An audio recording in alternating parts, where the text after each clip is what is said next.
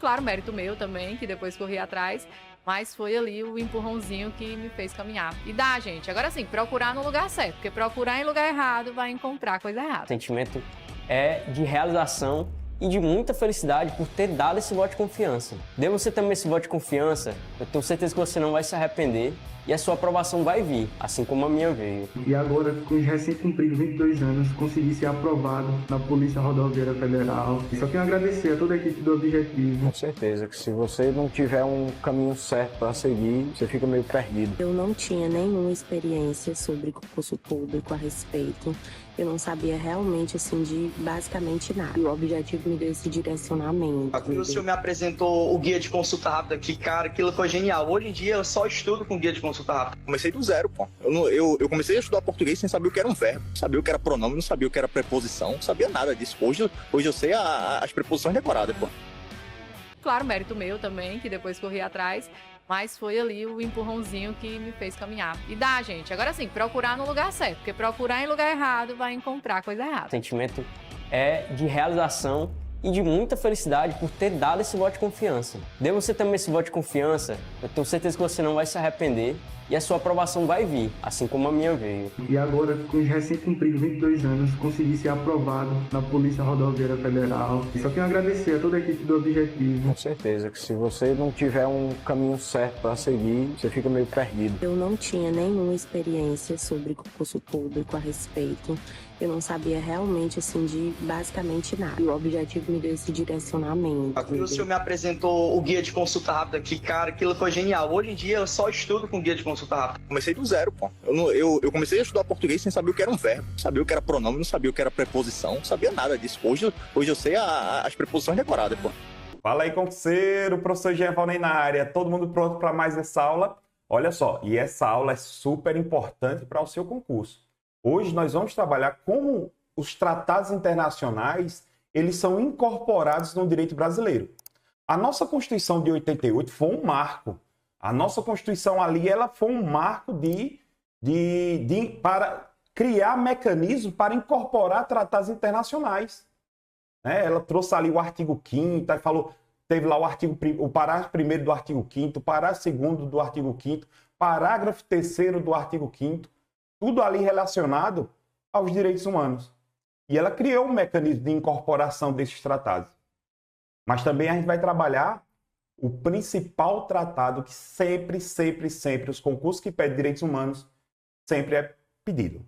É o Pacto de São José da Costa Rica, conhecido formalmente como Convenção Interamericana dos Direitos Humanos. A gente vai tratar ali os pontos principais, vamos tratar ali os pontos mais cobrados, mais incidentes em provas de concurso. Ok? Tá pronto? Pau na máquina. Olha só. Primeiramente, eu tenho essa introdução. Eu preciso conversar um pouco com você. Veja, o nosso país, ele vivia em regime militar, uma ditadura militar, a depender da interpretação que você leve com relação a isso, certo? Só que após esse período, precisou ter algumas mudanças com relação à nossa Constituição. Então, a nova Constituição, a nova ordem brasileira, era uma visão mais garantista do ser humano. Por isso que, logo no comecinho da nossa Constituição, se fala lá de dignidade da pessoa humana. A nossa Constituição ela terminou tratando muito detalhadamente a questão dos tratados internacionais sobre direitos humanos. Ela colocou como princípio basilar, lá no artigo 1º, lá nos fundamentos, a dignidade. Colocou também que a prevalência dos direitos humanos, lá no artigo 4º, que trata ali dos princípios que o Brasil vai ser regido na ordem internacional. Trouxe formas de incorporação de direitos humanos.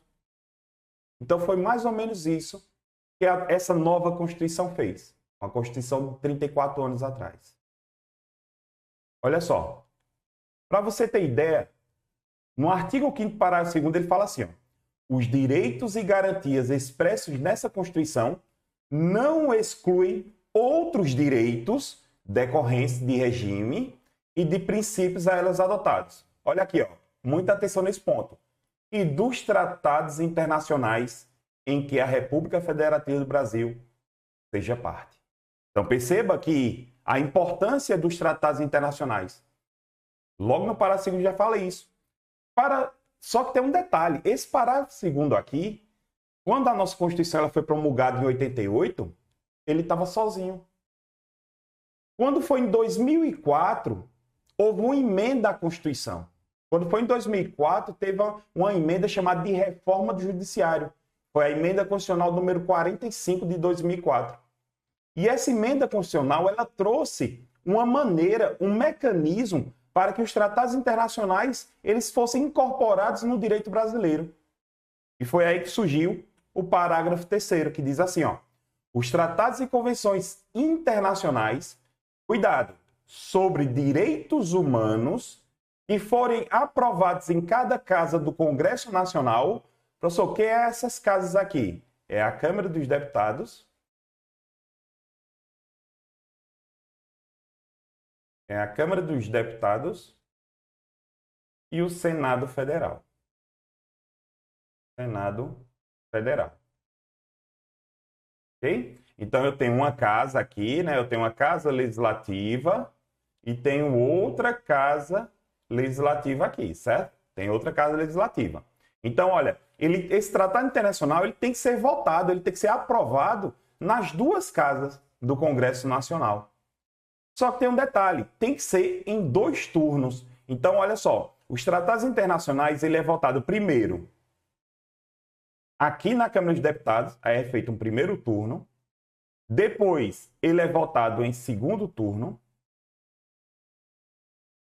Aí, se for aprovado em primeiro turno, em segundo turno, por 3/5 dos seus membros, lá dá mais ou menos 309 deputados, né, 60% mais ou menos, aí esse tratado internacional ele vai embora lá para o Senado, aí vai ser votado em primeiro turno, depois é votado em segundo turno, por 3/5 dos seus membros.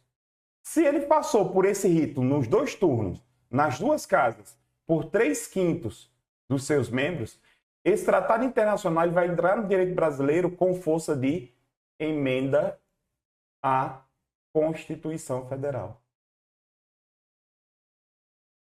Esse tratado internacional ele vai ingressar no direito brasileiro como se fosse uma norma constitucional. Ele vai ingressar como se fosse uma norma constitucional. Veja a importância. Atualmente, nós só temos 4 tratados internacionais que foram incorporados no direito brasileiro seguindo esse rito aqui. Daqui a pouquinho eu falo sobre eles. Olha lá. Dentro da ideia de direitos humanos, desde a nossa primeira aula, eu falo desse princípio aqui, da dignidade da pessoa humana.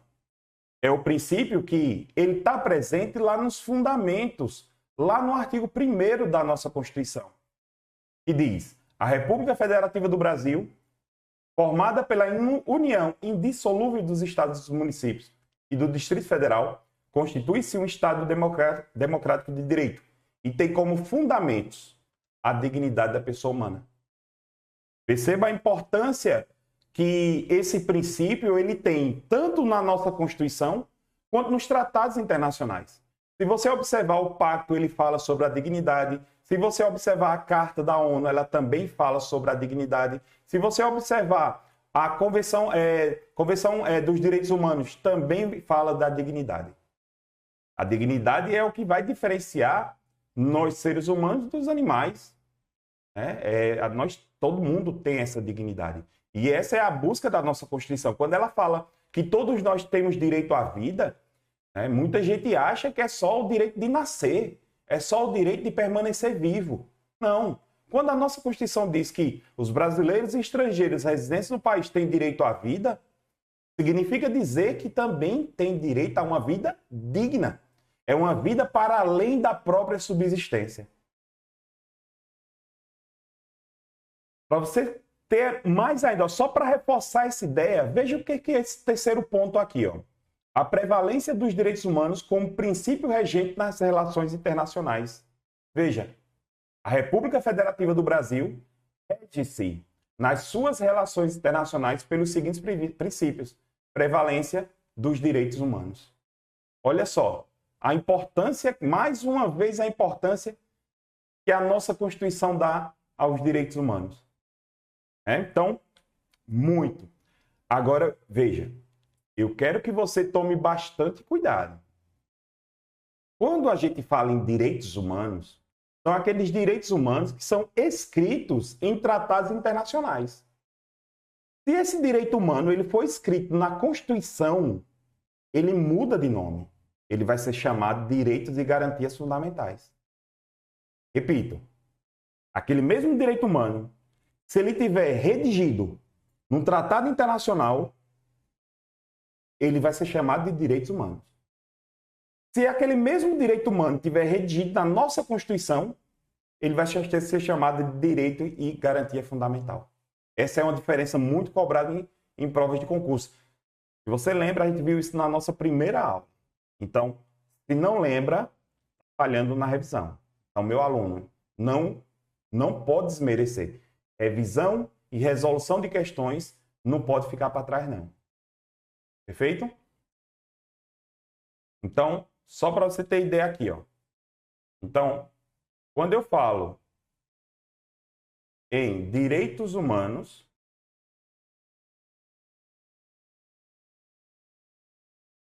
são aqueles direitos positivados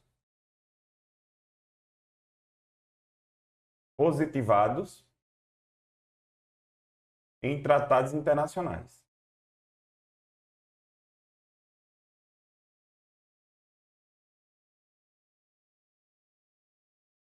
E quando eu falo em direitos e garantia fundamental, garantias fundamentais,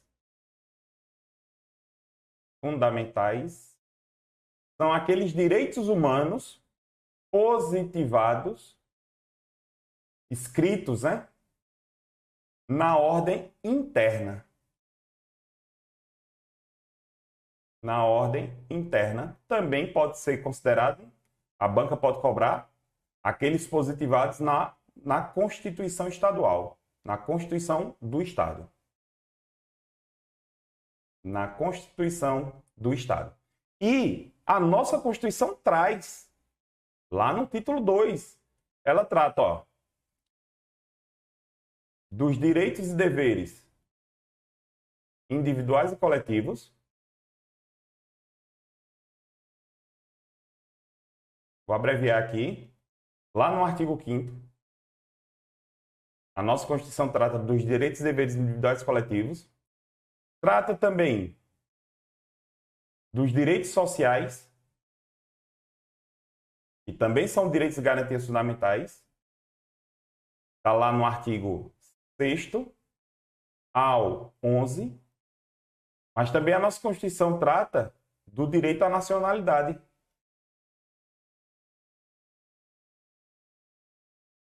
E está lá nos artigos 12 e 13. Trata também dos direitos políticos. Está lá no 14 ao 16. E, por último, trata também dos partidos políticos. Partidos políticos está lá no artigo 17. Perceba que todos esses aqui são considerados direitos e garantias fundamentais. Consequentemente, eles são considerados direitos humanos. Vocês têm que entender que quando a gente trabalha direito humano, muita gente ainda tem uma visão arcaica do Instituto de Direito Humano.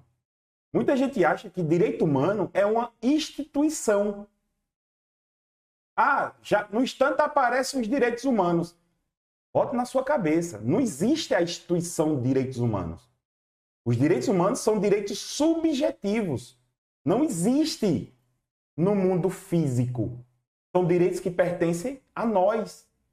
Então, quando a Constituição diz que eu posso votar e ser votado, ela está me dando um direito humano. Quando a Constituição diz que se eu nascer no território brasileiro, eu vou ser considerado brasileiro nato, ela está dizendo, ela está me entregando um direito humano. Quando ela diz que eu posso me locomover no meu país em tempo de paz, ela está me dando um direito humano.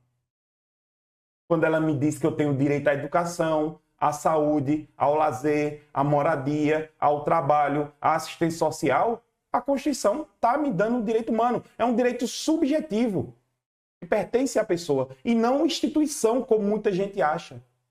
Não existe a instituição de direitos humanos. O que existe são alguns órgãos que preservam os direitos humanos, pedem para que sejam reconhecidos os direitos humanos. A OAB tem uma comissão de direitos humanos, as polícias militares, algumas polícias militares também têm comissões de direitos humanos. O próprio governo do estado, existe lá uma secretaria, aqui em Alagoas, a Secretaria da Mulher e Direitos Humanos. Alguns estados têm as suas secretarias de direitos humanos, mas não é uma instituição. Essa instituição que vocês pensam, né, que você pensa, na realidade é o que vai preservar o seu direito humano, que vai reconhecer o seu direito humano, vai buscar o seu direito humano. Perfeito? Então, coloque isso na cabeça. Não existe uma instituição de direitos humanos. Direitos humanos, eles são subjetivos, pertencem à pessoa. Fechou? Vamos seguir. Olha aí. Muito cuidado com esse tópico agora, viu? Aplicação imediata das normas definidoras dos direitos e garantias fundamentais. Aplicação imediata. Olha só. O artigo 5º, parágrafo 1º, ele fala assim, ó, as normas definidoras de direitos e garantias fundamentais, ou seja, tudo que a gente viu, só é você guardar. Ó. Quando fala em direitos e garantias fundamentais, eu estou me referindo do artigo 5º ao artigo 17, certo? Eu estou me referindo a esse daqui. Agora, ei, vem cá, meu aluno, olha, vem cá. Quando eu falo ali do artigo 5º ao artigo 17, é o grosso dos direitos e garantias fundamentais. Porque, deixa eu contar uma coisa para você. Lá no artigo 6º, caput, tem lá, direito à educação, ok? Só que no finalzinho da nossa Constituição, tem lá um tópico, um capítulo que trata da educação, cultura e lazer. Então, quando eu falo que eu tenho direito à educação no artigo 6º, eu vou ter que ir lá no final da nossa Constituição, também fala sobre a educação. Então, lá também é um direito e garantia fundamental. Tem sentido para você? Então, quando a nossa Constituição fala de assistência social, lá no artigo 195 da nossa Constituição, trata da assistência social também. Então, não fica só resumido do artigo. É como se fosse assim, eu quero que você entenda isso. Olha a minha visão de interpretação. Eu penso assim, o artigo 5º ao artigo 17 trouxe ali apenas o norte interpretativo. Agora, os detalhes estão distribuídos na nossa Constituição. Fez sentido para você? Então, entenda isso. Quando eu falo do artigo 5º ao artigo 17, é só para a gente ter um norte. Vamos chamar assim, um norte interpretativo. Mas os direitos e garantias fundamentais só não está nesse ponto, não. Ele está espalhado por toda a nossa... Ali, ó, a Constituição praticamente todinha, eu tenho direitos e garantias fundamentais. Tá comigo? Vamos lá. Então, olha só que eu quero mostrar para você coisa interessante. As normas definidoras dos direitos e garantias fundamentais têm aplicação imediata. Aí muita gente chega para mim e faz assim, ô professor, mas tem direitos que eu preciso de lei, então não é aplicação imediata. Aí eu digo, você está confundindo, meu aluno. Deixa eu mostrar uma coisinha para você que muita gente confunde. Muita gente confunde. Olha lá. Olha, quando eu tenho a aplicação imediata, que é isso que a gente está estudando, mas eu tenho a aplicabilidade. Aplicabilidade imediata. Professor, pelo amor de Deus, eu achava que era a mesma coisa. É não, meu jovem, é não, é não. É diferente. Imediata. Pronto, tá aqui. Ó, quando eu falo que os direitos e garantias têm aplicação imediata, significa dizer que os estados, vou até escrever para você anotar aí, ó. Os estados, ou seja, os países, certo? Tem que implementar, ou seja, criar mecanismos, certo? Tem que criar mecanismos, tem que implementar os direitos fundamentais. Ou seja, os países eles têm que procurar o quê? Mecanismos para implementar os direitos fundamentais. Por exemplo, vamos lá, vamos conversar aqui. Vamos imaginar que a nossa Constituição, ela fala sobre a proteção da mulher, então não posso dizer imaginar, mas é imaginar no sentido de exemplo. A nossa Constituição, ela traz lá, ó, o direito da mulher, a proteção da mulher. A nossa Constituição traz. O que é que adianta eu dizer, Constituição, dizer que eu tenho que proteger a mulher e não criar nenhum mecanismo para proteger a mulher? Perguntar a você, ia adiantar de alguma coisa? Não, não ia. É por isso que se criou a Lei Maria da Penha. Então, quando fala que os direitos e garantias têm aplicação imediata, significa dizer que os estados são obrigados a criar mecanismos para implementar esses direitos e garantias fundamentais. Show? Olha lá. Já a aplicabilidade imediata está mais relacionado quanto, ó, isso aqui está relacionado à eficácia. A eficácia das normas constitucionais. Está mais vinculado à eficácia. Essa aplicabilidade é uma aplicabilidade muito recorrente em alguns concursos, que é a noção, né, a classificação do José Antônio da Silva, que é com relação a como esse direito fundamental chega até a sociedade. É por isso que eu tenho as normas de eficácia plena, as normas de eficácia contida e as normas de eficácia limitada. Olha que coisa linda, olha que coisa linda. Só essas duas aqui, ó, é que tem aplicabilidade imediata. Só essas duas aqui. Ou seja, o direito apresentado na norma de eficácia plena e na norma de eficácia contida, a sociedade já pode usar aquele direito. Já a limitada não. Ela tem aplicabilidade imediata.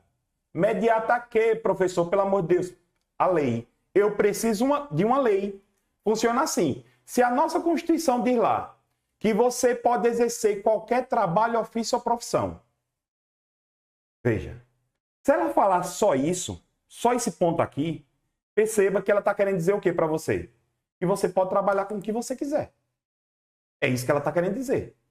Só que se por acaso ela bota uma vírgula e diz assim, desde que atendida às qualificações profissionais que a lei estabelecer. O que é que ela está querendo dizer para você? Está dizendo assim, olha, meu irmão, você pode exercer qualquer trabalho, ofício ou profissão. É pleno, é um direito seu pleno. Você já pode trabalhar com o que você quiser. Agora, olha, veja o que você vai querer trabalhar, porque tem alguns trabalhos que eu preciso de uma qualificação profissional. Por exemplo, eu vou explicar para você. Se você quiser ser médico, você pode. Plenamente. Se você quiser ser médico, você pode. Agora, para você medicar, chegar no hospital e começar a operar o povo, primeiro você vai ter que fazer um curso de medicina, fazer residência e tudo mais. Fez sentido? Então entenda que quando ele fala da aplicabilidade imediata, significa que nós, sociedade, já podemos usar aquele direito que está na nossa Constituição. Eu já posso usufruir daquele direito. Agora, quando ele fala de aplicabilidade imediata, ou seja, é mediante alguma coisa, ou seja, lei. O legislador está querendo dizer o seguinte, ó, meu irmão, você tem esse direito. Agora, para você exercer esse direito, primeiro, a gente vai ter que criar uma lei. Sem essa lei, você não pode usar esse direito. Fechou? Tranquilinho?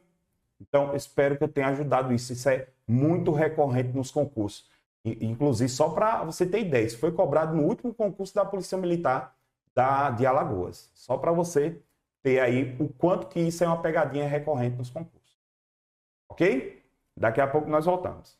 Obrigado. Uma super aula que eu sei que você está acompanhando. É isso, a nossa tribo te entrega sempre aulas gratuitas para você. Todos os dias, nos 3 turnos, você tem aula para vários concursos públicos. Eu quero que você continue aproveitando essa aula, porque realmente ela foi feita para você. E olha, não esqueça, nós temos a assinatura completa e limitada 2.0, onde você tem acesso a essa aula desse professor e, claro, a qualquer professor da nossa plataforma. Lá dentro, você tem acesso a mentorias comigo, onde eu te ensino a estudar para concurso e todos os professores te acompanham durante o teu percurso de preparação, além de várias videoaulas de todos os concursos públicos, PDFs com tabelas, imagens e gráficos, guias rápidos de consulta, flashcards, simulados, subindo todo domingo na sua plataforma. Você precisa ser acompanhado na condução da sua preparação para você subir o nível. E é por isso que eu tô te convidando para a mais incrível plataforma em formato de assinatura do Brasil para sua preparação. Não perca tempo. Se esse vídeo tá aparecendo para você, é porque você realmente precisa dar um passo significativo para sua mudança de vida. Assine agora a assinatura ilimitada 2.0 da Tribo e saia na frente da concorrência. Vem pra Tribo!